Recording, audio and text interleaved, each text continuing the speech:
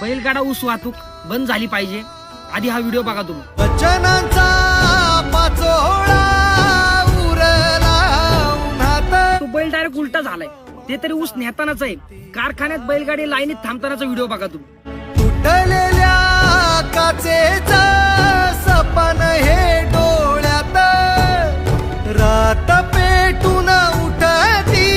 मागे एवढा माल भरलाय, त्या वजनाने बैल वरती चालले, ते डायरेक्ट फास्ट बसतोय त्यांना. ते माणूस बैलगाडीला खाली आणतोय. त्याच्यानंतर लाईनीमध्ये मागम तो बैल फेस होतो त्या तोंडातनं, रडतोय तो. अहो तुमच्या शेतात माल निघालाय हो, त्याची भरपाई म्हणून तुमचा साराजा राजा रडतोय. अहो सगळेजण म्हणतात हे शेतकऱ्याच्या मालाला भाव नाही भेटत आहे. अहो कसा भेटल? ह्या बैलांची एवढी तुम्ही तळताड घेताय.